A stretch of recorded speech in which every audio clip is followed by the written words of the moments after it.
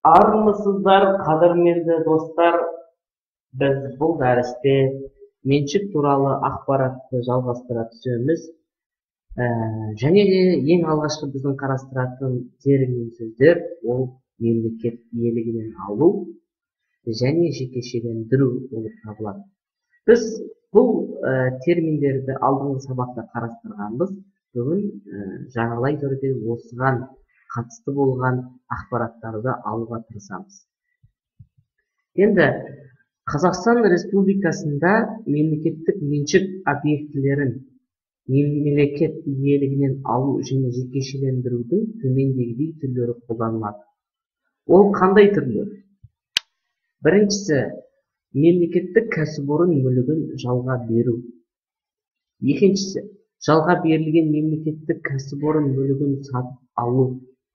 Үшіншісі, мемлекеттік меншік объектілерін концессияға беру. Бұл концессия дегеніміз не? Ол белгілі бір құқықтарды келісім шарт негізінде біреуге беру болып табылады. Яғни біздің жағдайымызда ол мемлекеттік меншік объектілерін концессияға беру болып табылады. Келесі, мемлекеттік кәсіпорынды акционерлік қоғам немесе серіктестік ретінде құру болып табылады. Ал келесі, еңбек ұжымы мүшелерінің мемлекеттік кәсіпорын мүлігін сатып алуы болып табылады. Келесі, мемлекеттік кәсіпорын мүлігін заңды тұлға немесе және жеке адамдарға байқаулар және аукцион арқылы сату болып табылады. Енді біз қарастырып өтейік жекешелендірудің тәсілдерін. Ол үш тәсілі болады. Біріншісі, аукционда байқау бойынша сату және сатып алу. Екіншісі, кәсіпорын капиталының үлесін сату, яғни акцияларды.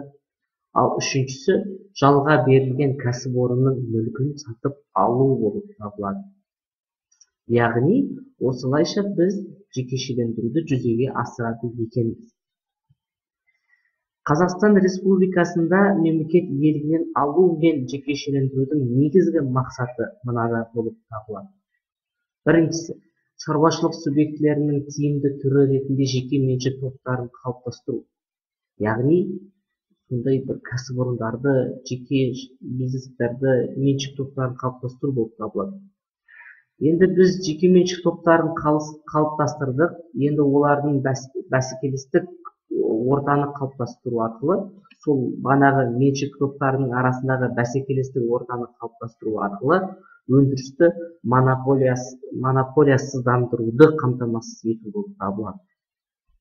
Яғни бәсекелестік ол қоғамның өндірістік ілгері жылжуына белгілі бір себепкер болып табылады. Келесі, енді бәсекелестік болған жерде шағын және орта бизнес дамиды. Яғни шағын және орта бизнесті даму да мақсаттың ішіне кіреді. Келесісі, бағалы қағаздар нарығының субъектісі ретінде инвестициялық құрылым жүйесін дамыту және нығайту болып табылады. Енді осы әзірше сіздерге көп рахмет. Сау болыңыздар.